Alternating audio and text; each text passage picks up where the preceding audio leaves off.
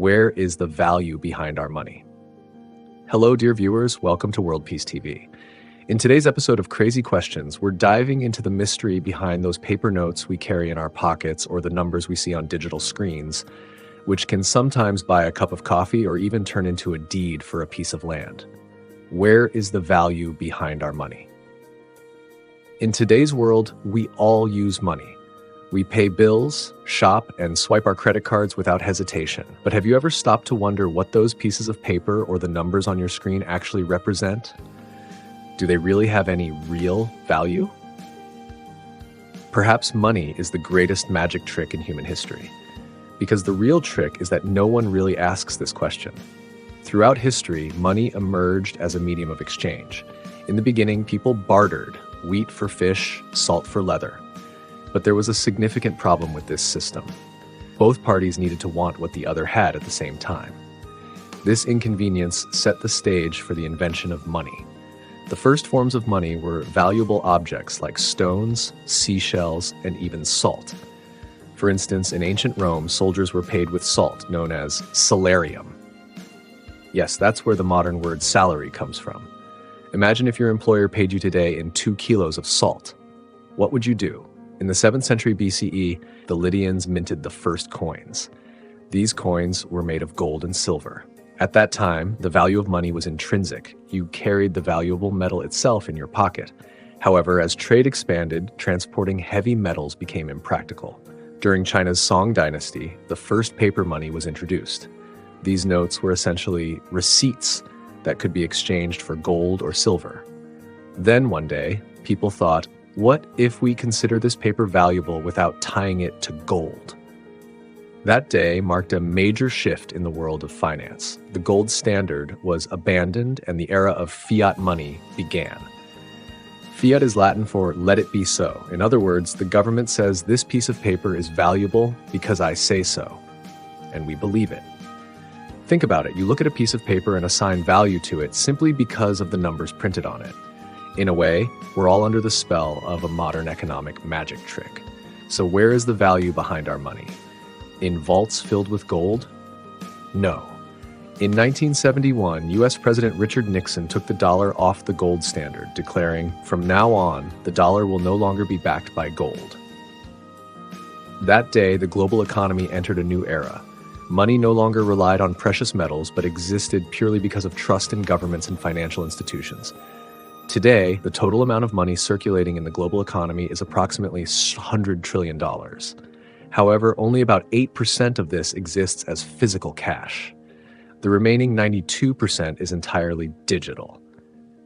That means the bank balances you see on your screens are just ones and zeros.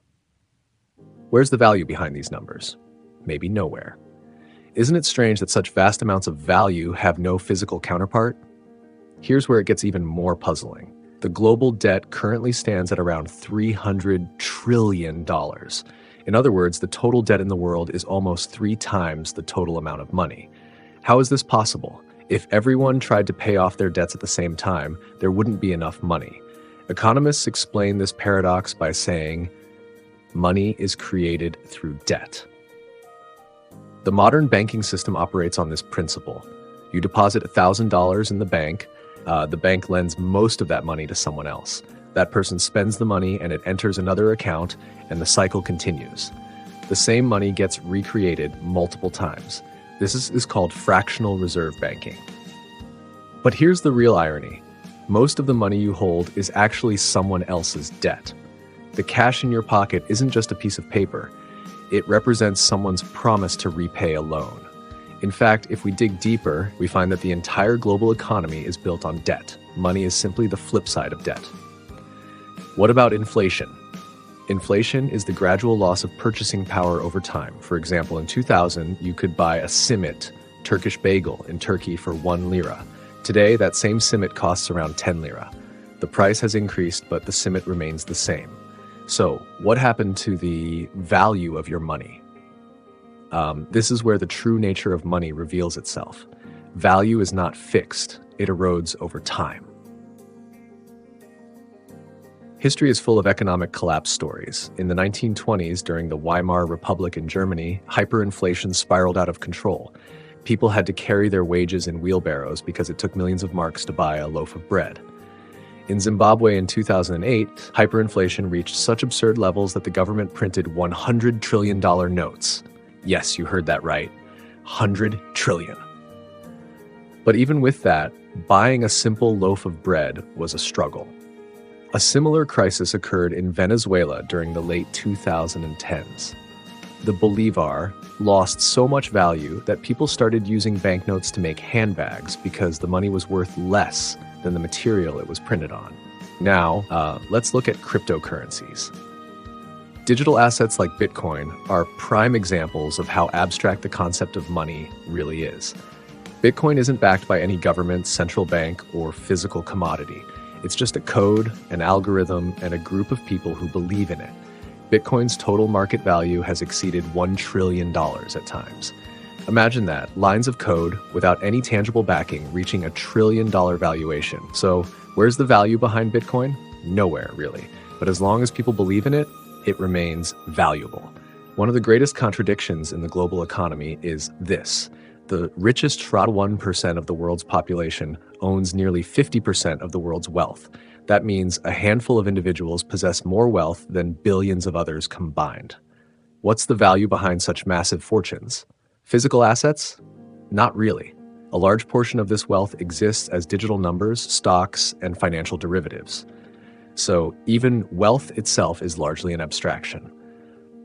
Today, the global economy produces around $100 trillion in GDP, gross domestic product, while the total market capitalization of global stock markets exceeds $120 trillion.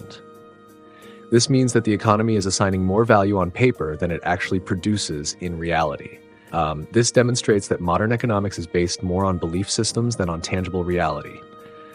So, where is the value behind our money? Maybe in a vault, maybe on a computer server, or maybe nowhere at all. Perhaps that value exists only in our minds, because money is, at its core, a product of collective imagination. As long as we believe in this shared illusion, it remains real. But what if one day we all stop believing in this system? In that case, all we'd have left would be some pieces of paper, a few metal coins, and lines of code. See you in the next episode of Crazy Questions. Stay tuned with love from World Peace TV and keep chasing questions, not money. Because perhaps the most valuable thing is still free: curiosity.